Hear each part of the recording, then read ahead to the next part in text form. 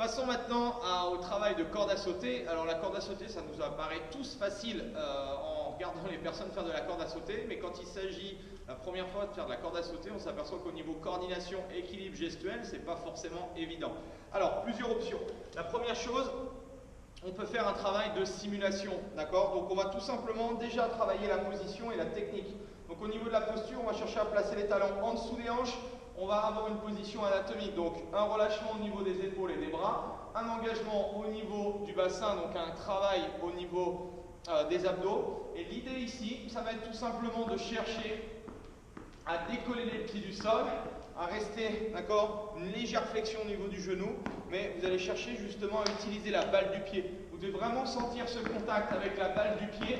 Les talons ne posent pratiquement pas et on va chercher à décoller. Donc là, vous allez vous amuser à faire ce travail-là pour justement réveiller le tendon d'Achille, d'accord, les mollets, et de rester dans cette position. Donc évitez de casser le buste, cherchez à redresser, à activer le bassin, les fessiers. On a un engagement fessier, on a un engagement au niveau des abdos, des muscles lombaires, et là vous allez relâcher. Et après, vous pouvez aussi rajouter la petite simulation au niveau des bras, d'accord, pour avoir vraiment ce mouvement. On s'imagine qu'on a une corde à sauter, et justement, on synchronise le mouvement de bras avec le jump. Option plus dure. On prend une corde à sauter. L'idée maintenant, ça va être de chercher justement à avoir le même placement et de cette fois-ci synchroniser la corde et le jump. Donc on garde toujours les jambes fléchies, on se met toujours sur la balle du pied et on va se concentrer à avoir donc les mains légèrement vers l'avant, les coudes sont légèrement fléchis et on va avoir une petite rotation au niveau du poignet.